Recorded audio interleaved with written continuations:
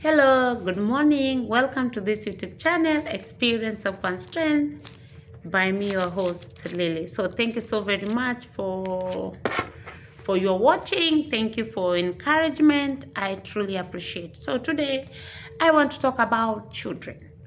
What does the Bible say about children? You know, when a parent, the greatest fear of a parent, any parent, is what? If I die, who is going to take care of my children?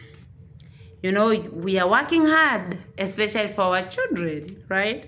We want our children to have a better life. We want our children to live a good life and a better life. So let us see what is the Bible saying about children.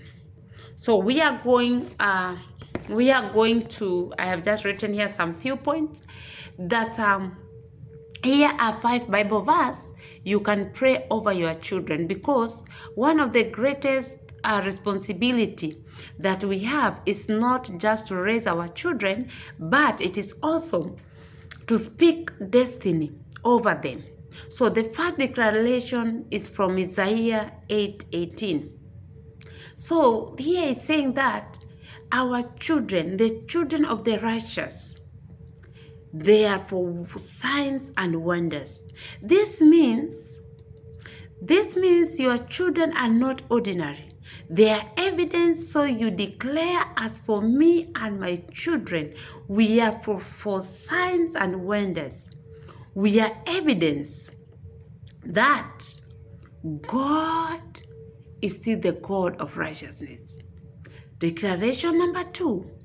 So now, declaration number 2 is Psalms 127:4. It says like this: an arrow is only powerful if it is straightened, because the Bible said, like, children are like arrow in its pocket. You know, it's been, when you remove like this, arrow is go direct. So here the Bible said that children are like arrows. Here, the first declaration, they are for signs and wonder. Isaiah 8:18. Second one, Psalms 21:27:4, that they are like arrow.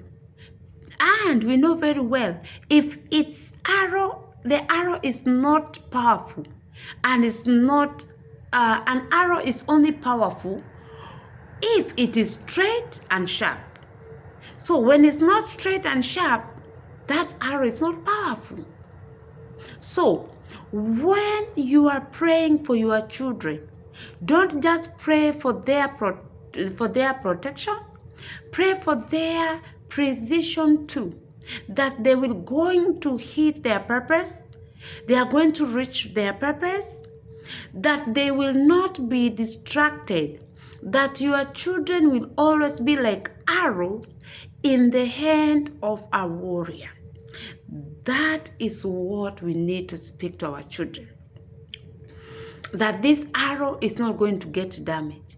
This arrow is not going, the enemy is not going to destroy it. Because remember how God, when he was giving Eve punishment, he said what? I'll put enmity between your seed and the serpent. Okay? So this one is showing us that we need to pray. We need to pray. So, after we have learned that our children, they are just like arrow in the hand, that our children, we should pray that they should live to their full purpose life. That they will not be distracted, like the way I just said. That your children will always be like arrows in the hand of a warrior. Declaration number 3. Psalms 112, and 2. The descender of the upright shall be mighty on earth. The generation of the upright will be blessed. So mightiness is inherited through the righteousness. When you walk with God, your children step into strength. Oh my goodness, this is so good. They did not have to fight for. They did not have to fight. So your righteousness will not be wasted. So you declare over them, my children will be mighty in the land. So you may think that this righteous life that you are living, you may think that it's just going to go to waste. No. Let no one lie to you. You know, that this life that you are living, you know, you have refused to compromise at the place of work, the business that you are doing. In anything, you have refused corruption, you have refused. You have decided, I am going to walk in the ways of God. You know, and the Bible asks us, who may ascend at the hill of the Lord? And the Bible is telling us, the one who is holy. I know someone may tell me, no one is holy, no one is righteous, because before us, yes, our righteous before God, they are just ragged. But I'm here just to tell you, it's not by your power. It's not by you. If you try to live a righteous life by you, you can't. But when the Holy Spirit helps you, it is possible. If we have our brothers and our sisters who they have go ahead of us and they refuse to compromise. We have like Shadrach, Meshach, Abednego. They refuse to compromise. We have Daniel. He refused to compromise. We have Joseph. And these people said what? And we have so many more in the Bible. They refused to compromise. We have the disciples of Jesus Christ. Apart from Judas Iscariot who compromised and betrayed Jesus. But my point is this one. Let no one lie to you that living a righteous life, it is impossible. Yes, we sin by thinking, by seeing, by just talking, you know. But the Bible says what? A righteous man falls 7 times. Okay? And the same Bible say again, should we now continue sinning because we have grace? Say, tell us no. So my point is this one here now. Whatever you are doing now, you are doing for your children. If you are doing corruption, if you are manipulating people, if you are taking advantage of the weak, if you are doing things which you know before God, it is a sin. I'm here to encourage you, please just stop it. Because when one day your child is going to do what you are doing, how are you going to tell that child that, no, this is not good? Let me just use the example of my home. And I'm sorry, I love to use my example a lot. In my home, where I was being brought up, we do sell alcohol. So my parents, they do sell alcohol. Before my mom was born, they were still selling alcohol. So I don't know, before he was born or after she was born, I don't know. But that is the life that I was being born there. And this is what I'm saying. There is power in whatever you are doing now. It may affect your generation and your generation and your generation. And here it is, I'm saying out of experience. Because this alcohol that my grandparents, they were selling, now it's come. Now my parents, now my aunties, even my mom, they are now into it. Now, to make the matter worse, now the grandchildren who we are now they are still selling it. So my point is this on what I'm telling you here. So if you as a parent, so even if my grandparents, they are trying to tell their children like, hey, this thing is not good, do you think they are going to believe them? No. Because if this thing is not good, why are you doing it? So you cannot tell me, don't walk in this road, and you are walking in it. Yes, I can see it is bad. Yes, I can see it doesn't have a future. Yes, I can see it doesn't have a good thing.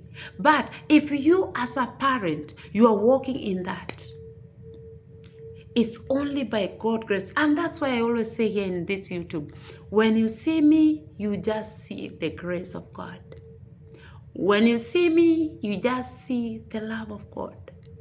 You know, where God picked me from, where God saved me from, no human being could save him there.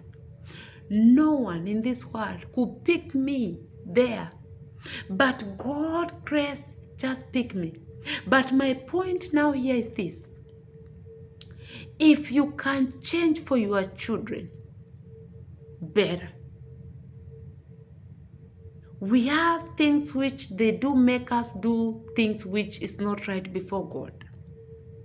We have people who they may say 1, 2, 3. I'm doing this because of 1, 2, 3. Yes, it's all right. But pray to God. Tell God to help you so that you can overcome. Someone said this, and he will say, like, God said that I'm making love before marriage, it is a sin. And then he was just saying like a joke. But to me, I saw it as mocking God. Because this person was saying, if making love before marriage, it is a sin. So what and why does God bless that people make love when they are not married with the children? And then he was saying, the Bible again said the children, they are blessing from God. But here we have seen in the book of Psalms 1:12, 11, 1:2. I mean, 1:2, yeah, and verse 2. That God is looking for a righteous seed. God is looking for those seed of the righteous, of the upright. So this means, don't mock God. Yes, God can bless you with that child. And I'm always here saying, me too, my mom conceived me out of wedlock. But it's just to God's grace to save me. In the Bible, we have people who they were called Levi. Levi, they were the one who they were supposed to work in the temple. But when that temple cracked like this, now everybody, you can take yourself before God. So us is just the grace of God. When you see us, just see the grace of God. But if you can live a righteous life, the battle that I'm fighting me right now is the battle which my grandma did not fight it. My mom did not fight it. So that is the battle which now, me here, I am now fighting. And I'm not going to allow it to pass to my children. So may God bless you, and may God help you and your spouse identify which altar it is fighting your family, and agree with your spouse. If your spouse is telling you like, hey, here, we need to stop this, we need to do this, we need to pray together, we need to have the day of fasting, we need to do this, just do it. Because there is nothing painful as a parent seeing your children suffer, or fighting the battle that you refuse to fight because of a comfort zone. And the Bible said this, Esau, his soul is birthright for the bowl of soup, for the, it's called beans, or no, not beans, I don't know the bean called, but a soup. So don't let that comfortable zone you sell the future of your children.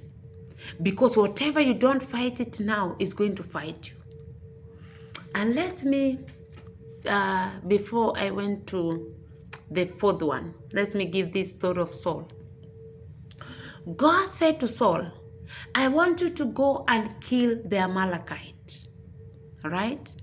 Kill the children, kill the animals, the mother, the women, all of it. But I don't understand. That's why I told you about God. Sometimes you may not understand him. If you think you know him and understand him, you find like you are wrong. So when Saul went there, Saul did not do what God told him. He picked some sheep, some cattle which they are very big, and Saul has a good idea that this is for God. And he took the king, Hagag, the king of Amalekite. And when Samuel was coming, Samuel is like, hey, Saul, what am I hearing here? And he said like, I took the sheep for the sacrifice. Yes, a good idea. But God told you what? To kill everything. And guess what? Samuel took the king and he pierced him with the sword. And that king Agag, he died. So here we see when Saul and his son, Jonathan, they went now to fight the enemy. And when they went there, guess what? They were being defeated. And Saul and his son first, all of them, they died. So Saul is the person who now was remained. And when Saul lifted up his eye like this, it was like he saw Amalekite. Remember that thing which God told Saul, finish all of them. But Saul did not finish, remember? Saul, he did what? He did not finish them. So when Saul wanted to die, he said to this Amalekite, kill me. But he did not kill him. So Saul took the sword, sleep on it, and then it came behind him and he died. And this person could be able to help Saul, hide him or tell him no, something like that. My point is this, but when David heard that, he was very sad. And actually, he killed that Amalekite. But my point is this one. If Saul could have killed those Amalekites, how God just commanded him,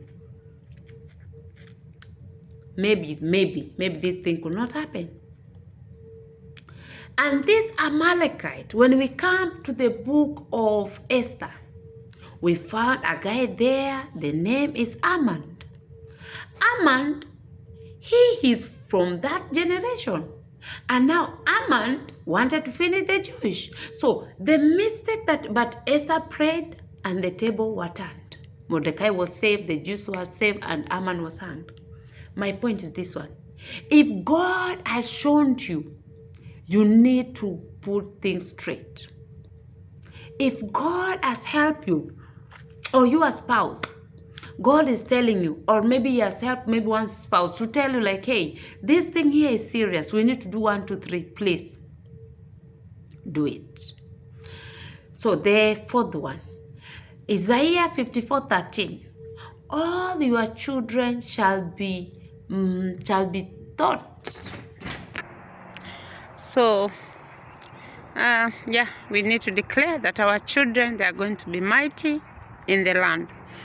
And then we have Isaiah 54:13. It says, all your children shall be taught by the Lord, and great shall be the peace of your children. So, welcome back. I'm sorry for that. So we are going to have the fourth one, which is say, all your children shall be taught by the Lord, and great shall be the peace of your children. So that means when you are not present, God will still be teaching your children. God can become the voice that recognizes above every other voice. So you declare over them, my children, you will be mighty in the land. You keep declaring them, for my children is the Lord. It is the Lord who is going to teach them, and they shall have great peace. So let God be the teacher of your children. I know we have YouTube, we have motivational speakers, we have school, we have, yes, all of that are good. But keep declaring, like the way Isaiah 54:13. that our children, God is the one who is going to teach them. And then we have Proverbs, the last one, 22 and verse 6. It says, train a child. It's just declared that we should train a child in the ways that he should go.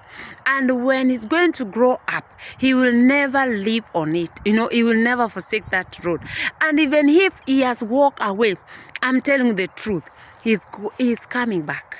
You need to claim it. You need to claim him or her. So declare that your children will not depart from the ways of the Lord. Now, hear this, very important. When you are praying for your children, if they are present, make sure you pray for them when they hear what you are praying for them about, and pray for them with the scriptures. So today, don't worry about your children. Declare over the words spoken in faith. Declare it, and just don't let fear come between you and your children. Keep declaring it. Even for those who they have walked away, keep calling them home. Keep declaring it. The enemy, you cannot have my children. Enemy, you cannot have my grandchildren. You cannot have my great-great-grandchildren. You cannot have my generation. And remember, if it's up to you, whatever you are doing, please make sure one day your children, they are going to be proud and say, our daddy, our mommy, he lived a righteous life. And this is the fruit that we're eating. So shalom, arrivederci, bye.